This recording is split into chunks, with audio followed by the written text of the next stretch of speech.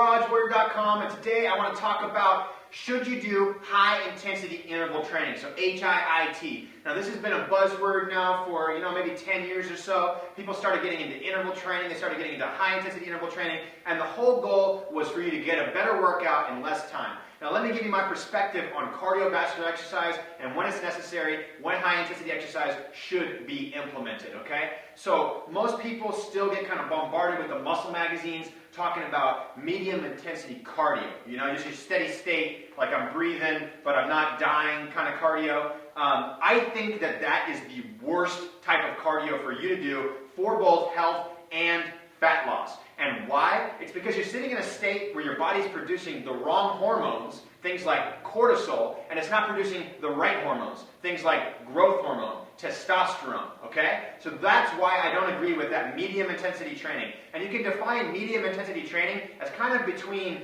probably about 60 and 80% of your maximum heart rate, okay? So when you feel like you're in that range where you can kind of barely have a conversation, but you're not going to die, you can go for 30 or 60 minutes, that's medium intensity cardio, and I don't like to do that. I don't like to have my clients do that. What I do like is either side of that spectrum. So on the low end, you have low intensity cardio. So these are things like walking, briskly, hiking, riding a bike, things that you can have a conversation with the person next to you. That's a great way to ignite your fat burning switch into overdrive and also improve your health, because when you walk, when you move at a low intensity, you actually improve lymphatic function, blood function, brain function, all that good stuff. So definitely do some low intensity cardio. I prefer to do that through brisk walking almost every single day. Now, when is it time to use high intensity interval training or high intensity cardiovascular conditioning? Now, if your goal is fat loss, I highly recommend you go with some high intensity interval training or just some general high intensity conditioning. And this doesn't have to last a very long time. There's a lot of good research to support that as little as 4 minutes, 3 days a week can be effective enough to increase your metabolic rate so you can start burning fat faster. So, I am a fan of high intensity interval training for people who are trying to lose weight or improve their conditioning, but there is also one caveat to that side, and that's a lot of people are doing high intensity interval training too soon in their training.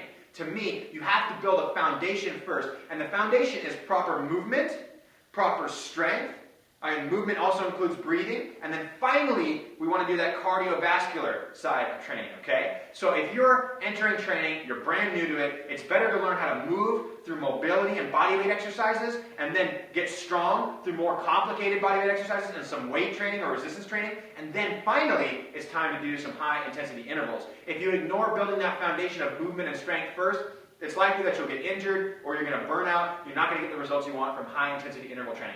So that's my take on when you should do high intensity interval training. If you guys dig this video, click the like button right there. Help me spread the warrior message. Otherwise, go to garagewarrior.com for some more tips on how to work out at home and how to live what I call the warrior lifestyle. Thank you so much for watching.